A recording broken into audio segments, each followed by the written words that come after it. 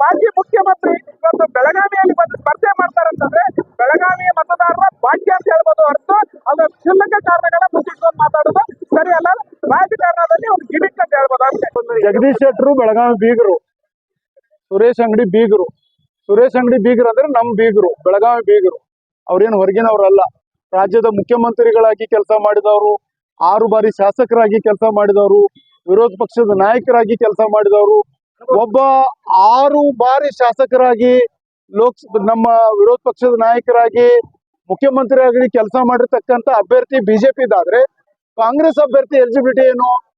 ಅವರ ತಾಯಿ ಮಂತ್ರಿಗಳು. ಏನ್ ಎಲಿಜಿಬಿಲಿಟಿ? ಜನ ಅದನ್ನ ತೂಕ ಮಾಡ್ತಾರೆ. ಬಿಜೆಪಿ ಪರ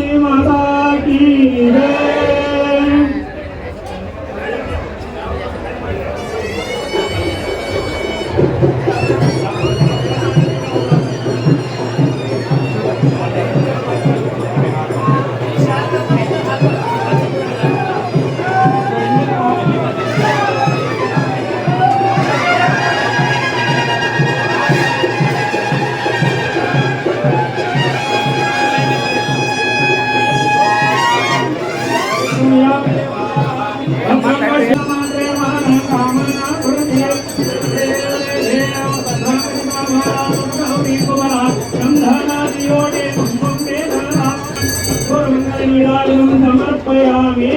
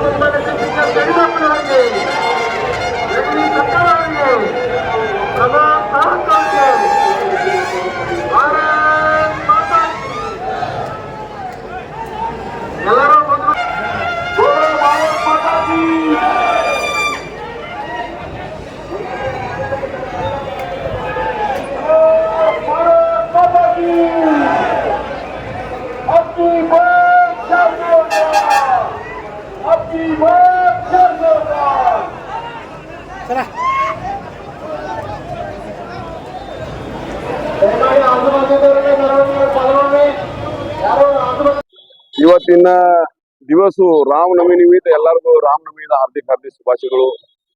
ಸನ್ಮಾನ್ಯ ಜಗದೀಶ್ ಶೆಟ್ಟರು ಈ ಭಾಗದ ಲೋಕಸಭಾ ಅಧಿಕೃತ ಅಭ್ಯರ್ಥಿ. ಈಗಾಗಲೇ ಒಂದ್ಸಲ ನಾವು ನಾಮಿನೇಷನ್ ತುಂಬಿದೀವಿ, ನಾಮಪತ್ರ ಸಲ್ಲಿಸಿದೀವಿ. ಇವತ್ತು ದೊಡ್ಡ ಪ್ರಮಾಣದಲ್ಲಿ ಜನಸಂಖ್ಯೆ ಮಾಡಿಕೊಂಡು ಇವತ್ತು ನಾಮಿನೇಷನ್ ತುಂಬ್ತೇವೆ. ವಿಶೇಷವಾಗಿ ಎಲ್ಲಾ ಗೋಕಾಕ್ ಹಿಡ್ಕೊಂಡು, ರಾಮದೂರ್ ಹಿಡ್ಕೊಂಡು, ಅರಬಾವ್ ಹಿಡ್ಕೊಂಡು, ಸೌಂದತ್ತಿ, ಬೈಲಂಗಲ್, ಬೆಳಗಾವ್, ಉತ್ತರ, ದಕ್ಷಿಣ, ಗ್ರಾಮೀಣ ಎಲ್ಲಾ ಕಡೆಯಿಂದ ಜನರು ಬಂದು ಅತಿ ಉತ್ಸಾಹದಿಂದ ಇವತ್ತು ನಾಮಿನೇಷನ್ ತುಂಬ್ತೇವೆ. ವಿಶೇಷವಾಗಿ ಸನ್ಮಾನ್ಯ ಪ್ರಧಾನಮಂತ್ರಿ ಮೋದಿಜಿ ಅವರು 3ನೇ ಸಲ ಈ ದೇಶ ಪ್ರಧಾನಿ ಆಗ್ಬೇಕಂತ ಅತಿ ಉತ್ಸಾಹದಿಂದ ಜನರು ಹೊರಗೆ ಬರುವುದು ವಿಶೇಷವಾದ ಸಂಗತಿ.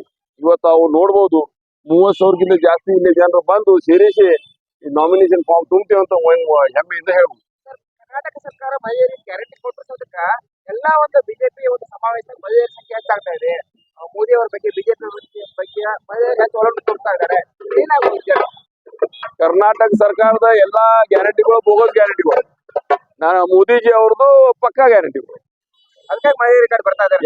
100%.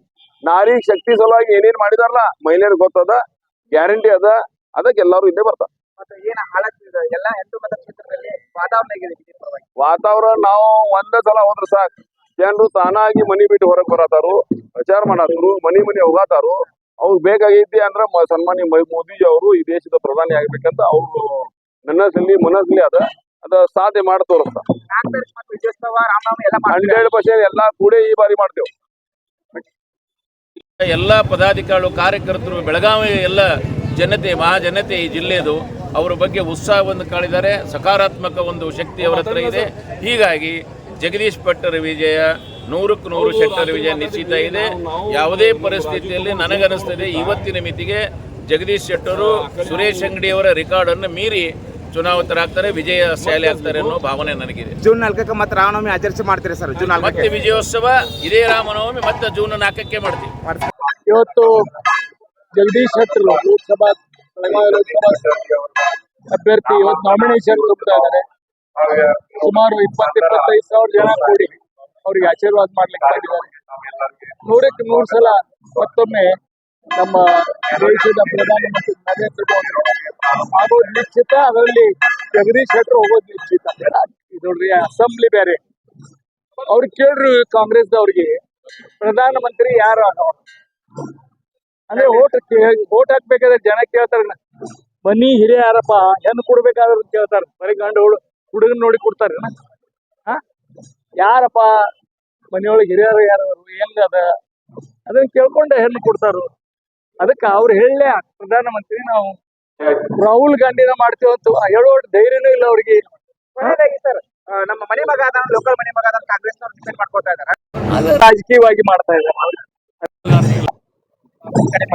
ಆಮೇಲೆ ಮೋದಿ ಮನೆಯಲ್ಲಿ ಅದಕ್ಕೆ ಜನರ ಆಶೀರ್ವಾದ ಭಾರತೀಯ ಜನತಾ ಪಕ್ಷ ಮತ್ತೊಮ್ಮೆ ದೇಶದಲ್ಲಿ ನರೇಂದ್ರ ಮೋದಿ ಬರಬೇಕು ಅಂತ ಜನರೇ ಸಿದ್ಧಾಗಿದ್ದಾರೆ.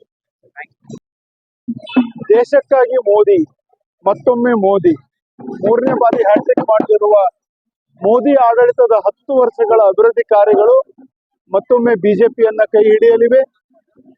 ಭಾರತದಲ್ಲಿ 400ಕ್ಕಿಂತ ಹೆಚ್ಚು ಸ್ಥಾನಗಳನ್ನ ಭಾರತ ಇಡೀ ಎನ್ಡಿಎ ಒಕ್ಕೂಟ ಗೆಲ್ಲಲಿದೆ. ವಿಶೇಷವಾಗಿ ಎನ್ಡಿಎ ಒಕ್ಕೂಟ 400 ಸ್ಥಾನಗಳನ್ನ ಗೆಲ್ಲಲಿದೆ. ಮತ್ತು ವಿಶೇಷವಾಗಿ ಕರ್ನಾಟಕದಲ್ಲಿ ನಮ್ಮ ಸುಮಾರು 28 ಸ್ಥಾನಗಳನ್ನ ನಮ್ಮ ಒಕ್ಕೂಟ ಗೆಲ್ಲಲಿದೆ.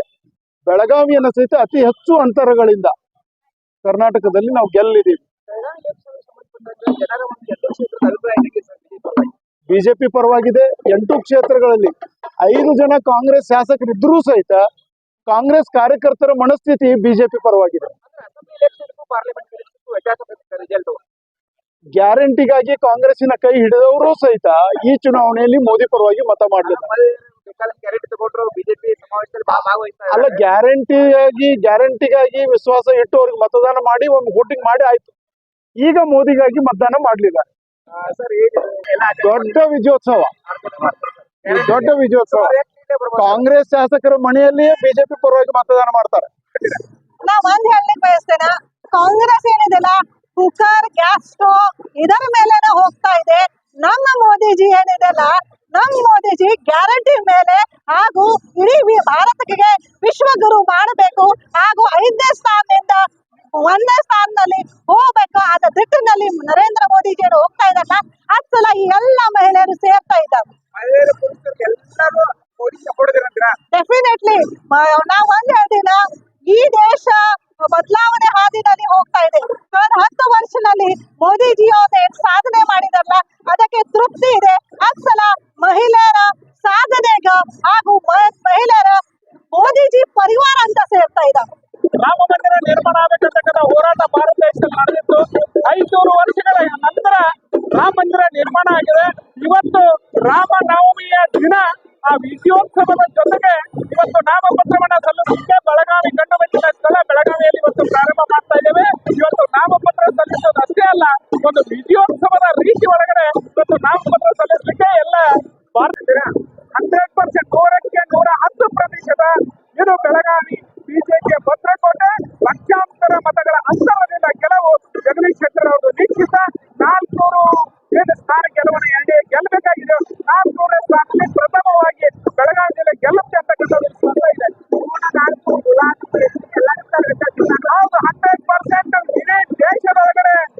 ಬೆಳಗಾವಿ ಭಾರತೀಯ ಜನತಾ ಪಾರ್ಟಿ ಬಾವುಟ ಹಾರುತ್ತೆ.